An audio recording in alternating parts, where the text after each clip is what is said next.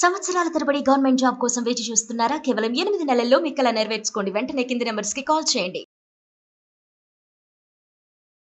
నమస్తే రమ్మగారు. నమస్తే జయ. మంచి కథ చెప్పుకుందామండి. జింక మంత్రం కథ చెప్తాం. ఓకే. బాగుంది కదా పేరు. పూర్వం ఒక పల్లెటూరులో ఒక బద్దకస్తుడు ఒక ఆయన ఉండేవాడు. ఏ పని చేసినా బాగా డబ్బులు వచ్చేవి కాదు. పని చేయాలి, డబ్బు కావాలంటే పని చేయొద్దు. ఎవరికి మాత్రం ఎవరైనాను అంతేగా. అంతే కదా. ఈ పొట్ట నిండదు. పైగా ఏమిటో చీత్కారాలు, వాళ్ళు వీళ్ళు కసురు కొట్టాలు పెడితే ఎవరి దగ్గరైనా పని చేస్తే వాళ్ళ గొప్ప కింద వీడికి పడి ఉండాలి. విసుగు పుట్టేసింది. అయితే ఏమైందట, ఓసారి ఎవరో ఒక సన్యాసిని చూశాడు ఆయన. ఆ సన్యాసికి చాలా మర్యాద గౌరవం లభిస్తున్నాయి. ఎవరింటికైనా వెళ్తే వాళ్ళు చక్కగా భోజనం పెడతారు. హాయిగా ఉంటాడు. ఇల్లు లేదు, వాకిలు లేదు, గోలు లేదు, ఎవరి పంచనైనా పడుకోవచ్చు. వాళ్ళు మర్యాదగా చూస్తారు. ఇది బాగుంది, బైరాగి వేషం వేద్దామని ఆయన బైరాగి వేషం వేసుకున్నాడు. బట్టతల ఇప్పుడు సమస్య కాదు. ఎటువంటి నొప్పి లేకుండా శ్రీరూప్ కాస్మెటిక్ క్లినిక్ లో హెయిర్ ట్రాన్స్ప్లాంటేషన్. ఖర్చు లేకుండా బతికేయటం కోసం ఏ పని చేయక్కర్లా. ఇల్లు వాకిళ్ళు సామాన్లు వ్యవహారాలు ఏమీ లేవు. ఊరూరా తిరుగుతుంటే ప్రయాణాలు అవుతాయి. బైరాగి సన్యాసి గారని ఎవరో ఒకళ్ళు ఎక్కించుకుంటారు. ఏ బండికి డబ్బులు ఇవ్వక్కర్లా, సన్యాసి కాబట్టి. ఏ పడవకి డబ్బులు ఇవ్వక్కర్లా. ఇవన్నీ ఆలోచించుకుని బైరాగి వేషం, చాలా బెనిఫిట్స్ ఉన్నాయి. సన్యాసి వేషంలో చాలా బెనిఫిట్స్ ఉన్నాయని ఓ బైరాగి వేషం వేసుకున్నాడు. అది తిరుగుతూ ఉండేవాడు. అయితే ఒక పల్లెటూళ్ళలో ఒక రామయ్య భీమయ్య అని ఒక ఆయన ఉండేవాడు. ఒక ఊళ్ళో, ఈయన వెళ్ళిన ఊళ్ళో. ఆయనకి ఏమనిపించింది, ఆయన ఇలాంటి వాడే కానీ కొంచెం పనిమంతుడే పాపం. ఈ బైరాగ్ గారు వెంటపడ్డాడు. బాబు, మీ శిష్యుడిగా చేర్చుకోండి నన్ను, నాకు ఎవరైనా సన్యాసులకి వాళ్ళకి సేవ చేసుకోవాలని ఉంది అని బాగా అడిగాడు. మంత్రోపదేశం చెయ్యండి, మీ వెనకాల ఉంచుకోండి, నేను మీకు సాయం ఉంటాను, మీ సామాన్లు మోస్తాను, మీరు ఎక్కడికి వెళ్తే అక్కడికి వస్తాను, నాకేం ఇల్లు వాకిలి లేదు, పెళ్ళాం పిల్లలు లేరు, మీతో ఉంటా మీతో ఉంటా మీతో ఉంటా అంటే ఆ బైరాగ్ గారు అంటే, వీటెక్కడ పీడరా బాబు, నాకు నేనేదో ప్రశాంతంగా హాయిగా కులాసాగా కడుపు నింపుకుందామంటే మళ్ళీ వీడున్నాడు కదా, తా దూరకు అంతలేదు, మెడకో డోల్ లాగా. మళ్ళీ ఈ డోల్ని నేను ఎక్కడ తీసుకెళ్తానండి, అబ్బాయి నాతో ఉంచుకోను, ఎవరిని నేను శిష్యుల్ని మెయింటైన్ చేసే అలవాట్లేదు, నీకు మంత్రం చెప్తానన్నాడు. సరే మంత్రం చెప్పమన్నాడు. మంత్రం ఏ మంత్రం చెప్పాలి, ఈయనకే ఏమీ రాదు. దూరంగా చూస్తే ఇది కొంచెం అడవి ప్రాంతం, ఆ ఊరు నుంచి ఈ ఊరికి వెళ్ళే దారి అనమాట. ఇంకో ఊరు వెళ్తున్నాడు ఆయన. ఆ దూరంగా ఒక జింక కనపడింది. జింక కనిపించేసరికల్లా ఈయన జింకను చూసి బాగా చూసి, అబ్బాయి జింక ఏం చేస్తుందిరా అన్నాడు. అది అప్పుడే ఏం చేస్తోంది, ఓ చెట్టుకి దగ్గర నిలబడి నడుము రుద్దుకుంటోంది. పొట్ట రుద్దుకుని అవి దురద పుడితే ఏం చేస్తే బరగ్గా ఉండే చెట్టుకి వీపు రుద్దుకుంటోంది బాబు స్వామి అని చెప్పాడు. సరే ఇప్పుడు నువ్వు చూడు, మంత్రం చెప్తా, కళ్ళు మూసుకో అన్నాడు. కళ్ళు మూసుకొని, నువ్వు రుద్దేది నాకెరికే, నువ్వు రుద్దేది నాకెరికే, నువ్వు రుద్దేది నాకెరికే, ఇది 3 సార్లు అను అన్నాడు. వీడు ఈయన ఈ భీమన్న గారు, నువ్వు రుద్దేది నాకెరికే, నువ్వు రుద్దేది నాకెరికే, నువ్వు రుద్దేది నాకెరికే అన్నాడు. ఆ కళ్ళు తెరు, ఇప్పుడు చూడన్నాడు. కళ్ళు తెరిస్తే ఆ జింక వీళ్ళకేసి చూస్తుంది. ఇప్పుడు ఏం చేస్తోంది జింక అని అడిగాడు బైరాగ్ గారు. జింక మన కేసు చూస్తోందండి అన్నాడు. అయితే నువ్వు చూసేది నాకెరికే అని 3 సార్లు అనమన్నాడు. ఈయన ఈ భీమన్న గారు, నువ్వు చూసేది నాకెరికే, నువ్వు చూసేది నాకెరికే, నువ్వు చూసేది నాకెరికే అన్నాడు. 3 అయిపోయినాయి. అక్కడి నుంచి మళ్ళీ చూస్తే ఈసారి వెళ్ళిపోతాం, జింక వెళ్ళిపోతాం స్వామి అన్నాడు. సరే నువ్వు పోయేది నాకెరికే అని అనమన్నాడు. నువ్వు పోయేది నాకెరికే, నువ్వు పోయేది నాకెరికే, నువ్వు పోయేది నాకెరికే 3 సార్లు. 3 మంత్రాలు, ఒక్కటి 3 సార్లు అనాలి. దీన్ని అట్లా జపిస్తూ ఉండు, నీకు సిద్ధి లభిస్తుంది, బాగుంది, నీ జీవితం అత్యున్నత స్థాయికి వెళ్ళిపోతుందని చెప్పాడు. ఆయన దాన్ని ఆయన పోయాడు. ఈయన పాపం జపం చేసుకుంటూ ఉండేవాడు. నువ్వు రుద్దేది నాకెరికే, నువ్వు రుద్దేది నాకెరికే, నువ్వు రుద్దేది నాకెరికే. అక్కడి నుంచి నువ్వు చూసేది, నువ్వు చూసి నువ్వు పోయేది. 9 మంత్రాలు కదా, 9 వాక్యాలు. అవే 9 వాక్యాలు మళ్ళీ మళ్ళీ మళ్ళీ మళ్ళీ రటన చేసుకుంటూ ఉండేవాడు. ఎవరైనా పిలిచి అన్నం పెడితే తినేవాడు, కానీ జపం మాత్రం చేసుకునేవాడు. సరే ఏమైంది, ఒకనాడు ఇది చిన్న ఊరు కదా, పక్కన పెద్ద నగరం ఉంది, వీళ్ళ రాజ్యం అదే అనమాట. నగరాలకు చుట్టుపక్కల ఉన్న పల్లెల్లో వీళ్ళు ఉన్నారు. నగరానికి వెళ్ళాడు. ఊరికే ఆ నగరానికి ఒక రాజుగారు ఉన్నాడు. ఆయనకి 50-60 ఏళ్ళు వచ్చేదాకా సంతానం కలగల. ఆయనకు ఒక కుర్ర మంత్రి ఉన్నాడు, ఓ 50 ఏళ్ళవాడు, ఈయనకంటే 10-12 ఏళ్ళు చిన్నవాడు. అతను ఏమంటున్నాడంటే, రాజుగారికి సంతానం కలగదు, రాజ్యం అంతా మన చేతిలో ఉంది, ఈయన తర్వాత ఈ రాజ్యం మన స్వాధీనమై మన కొడుకులకు వస్తుందని నమ్మాడు. ఓకే. అయితే రాజుగారికి 60 వచ్చాక సడన్గా భార్య గర్భవతి అయింది. చిన్నరాణి గారు కుమారుడు కలిగేశాడు. ఈ మంత్రికి చాలా మంటగా ఉంది, ఏం చేయాలో తెలియటల్లా.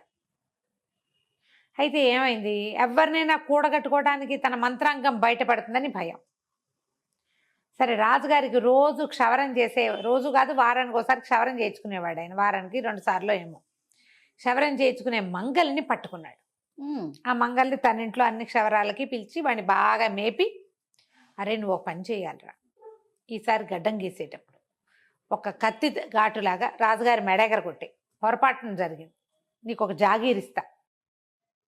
జాగీరిస్తాను, నీకేం భయం లేదు, నేను కాపాడుతానని చెప్పాడు. చెప్తే భయపడిపోయాడు మంగళయ్య. బాబోయ్ నేను మీద పడిపోయాడు, చంపేస్తారండి, అంగరక్షకులు ఉంటారు, అంతమంది ఉండరు. పొద్దున్నే షేవింగ్ అప్పుడు ఒకడో ఇద్దరు ఉంటాడు. వీడు ఆస్థాన మంగలి 5 తరాలుగా వాడే మంగలి. బార్బరు ఒకడే ఉంటాడు, మార్చరు సాధారణంగా అవును కదా. ఎల్టీ చాకళ్ళని బార్బర్లు వీళ్ళని మార్చరు, వాళ్ళు రజకులు వాళ్ళే ఉంటారు, వీళ్ళు నాయులు వంశపారంపర్యంగా చేస్తూ ఉంటారు కదా రమ్మగారు. చేస్తూ ఉంటారు. మిగిలిన వాళ్ళు మారినా వీళ్ళిద్దరూ మారేది ఉండదు.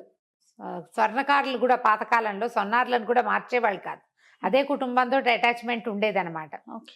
అయితే ఏమైంది, మంగళ తనకు భయం వేసింది చాలా. ఆ జాగీర్ మీద, ఈ రోజువారీ మంత్రి గారు తనకి ఇంటికి పంపించే సంబారాల మీద మంచి ఆసక్తిగా ఉంది. సరే ఒకనాడు దానికి ముహూర్తం పెట్టుకున్నారు వాళ్ళు. ఆ ఒకనాడు ఏమైంది, ఈ భీమన్న గారు అక్కడికి వెళ్ళే నాడైంది. ఓహో.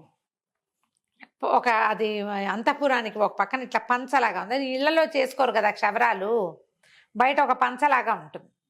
ఆ పంచదయలో నిలబడి కత్తి నూరుతున్నాడు ఇతను. రాజుగారు కొంచెం సింపుల్ బట్టలు వేసుకుని తువ్వాలు కప్పుకొని రావాలి, వస్తాడు. ఇంకా ఈ కత్తి నూరుతుంటే ఈయన ఏం చేశాడు, ఈ భీమన్న గారు ఆ దారిలో నడుస్తూ పంచ కొంచెం కాస్త ఎండెక్కుతోందనమాట.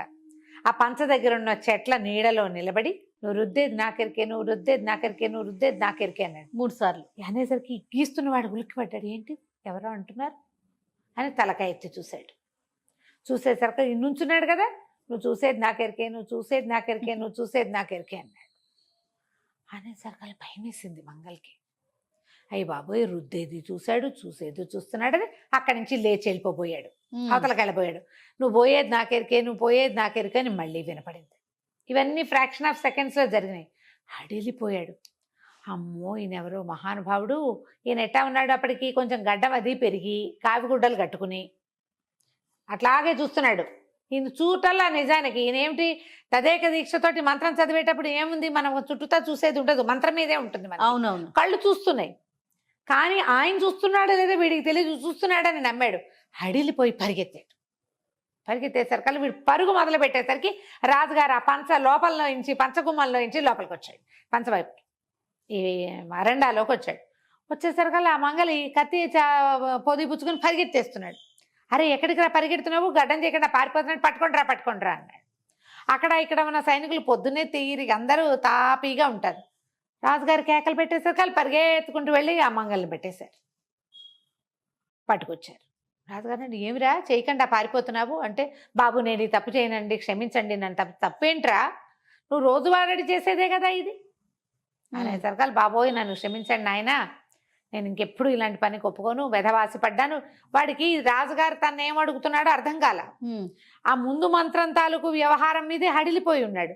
మనం భయపడితే ఏం మాట్లాడుతున్నామో తెలీదు, అవతల వాళ్ళు ఏం చెప్తున్నారో మనం అర్థం చేసుకోదు. ఈ కంగారులో వీడు కాస్త విషయం చెప్పేశాడు, మిమ్మల్ని చంపేస్తే నాకు జాగీరిస్తానన్నారండి, రాజద్రోహానికి పాల్పడేవాడిని. ఈ లోపల ఈ కేకలు అరుపులు, ఈ సైనికులు పరిగెత్తడాలతో జనాలు చాలా మంది చేరేసరికి రాజుగారి వీళ్ళు వచ్చారు, మన అంగరక్షకులు, వీడిని రెక్కలెక్క తీసి నుంచోబెట్టారు. నిజం చెప్పు ఏం జరిగింది ఏంటంటే, మంత్రి గారు నాకు ఎన్నో బహుమతులు ఇచ్చాడు, ఎన్నో సంబారాలు మా ఇంటికి పంపించాడు, ఇవాళ మేము పీకొత్తరించేస్తే నాకు జాగీరిస్తానన్నాడు, నన్ను క్షమించండి, ఆయన ఎవరో మహానుభావుడు ఇక్కడ నిలబడి మంత్రాలు చదివి నన్ను రాజద్రోహం చేయనివ్వకుండా ఆపాడు అన్నాడు. అనేసరికి ఎవరు మహానుభావుడు అంటే, ఆ చేరిన గుంపులో అయితే ఈయన కూడా వెళ్ళిపోతున్నాడు భయమయ్య గారు. ఓకే. ముందుకు వచ్చి ఈ మహానుభావుడేనండి అనేసరికి ఆయన పట్టుకొచ్చారు. బాబు మీరు వాళ్ళు నన్ను రక్షించారు, లేకపోతే మంగళవాడు నన్ను చంపేసంటే, మంగళవాడెవడు మీరెవరు అన్నాడు ఆయన. ఆ భీమన్నకి ఇదేం పట్టలేదు. అక్కడి నుంచి అంగరక్షకులు పరిగెత్తుకుంటూ వెళ్ళి మంత్రి గారి పెడరెక్కలు విరిచి పట్టుకొచ్చారు. 2 దెబ్బలు కొట్టేసరికి ఆయన నన్ను క్షమించండి, నేను మిమ్మల్ని చంపేద్దాం అనుకున్నానని బయటపెట్టాడు. ఇంతకీ ఈ కథ అంతా ఎట్లా బయటపడింది, ఆ భీమన్న గారి జింక మంత్రం వల్ల. జింక మంత్రమే అది, అంతే. ఆయన పిలుచుకొచ్చారు. బాబు ఏంటంటే, నాకెవరో గురుగారు మంత్రం ఇచ్చారు, నేను ఆ మంత్రం పునశ్చరణ చేసుకుంటున్నాను, అంతేగాని ఇక్కడ జరిగిందేమీ నేను చూడలేదంటే, కానీ అతని వల్లే ఈ ప్రమాదం తప్పింది రాజుకి. అక్కడి నుంచి మంత్రి గారిని ఏమో తీసిపోయి జైల్లో పడేసి, ఈ జింక మంత్రం చదివిన భీమన్న గారిని, బాబు ప్రభుత్వంలో ఒక మంచి ఉద్యోగం ఇస్తాం, హాయిగా ఇక్కడ ఉండండి, చక్కగా పెళ్లి చేసుకుని పిల్లల్ని అందరు కానండి, ఆయనకి రాజ్యంలో మంచి సముచితమైన స్థానం ఇచ్చి, ఆయన వల్లే రాజుగారి బతుకు బయటపడింది, బతుకు బాగుపడింది, లేకపోతే అదే. చచ్చిపోయేవాడు కదా. అదేలే. ఆయన చక్కగా ఉంచుకున్నారు. మంత్రోపదేశం వల్లే నాకు ఇంత మంచిది వచ్చిందని ఆయన నమ్మాడు. నమ్మకంతో చేస్తే ఏదైనా కూడా నువ్వు రామా అన్నా ఫలిస్తుంది, రావా అన్నా కూడా ఫలిస్తుంది. గురువు మీద నమ్మకం ఉండాలి ఒకటి, మంత్రం మీద నమ్మకం ఉండాలి రెండోది. ఈ రెండు ఉంటే ఏది ఏదైనా చేసినా ఫలితం ఫలిస్తుంది. ఉంటుంది. కథ కంచికి మనం ఇంటికి. బాగుంది రమ్మగారు. నమస్తే. నమస్తే.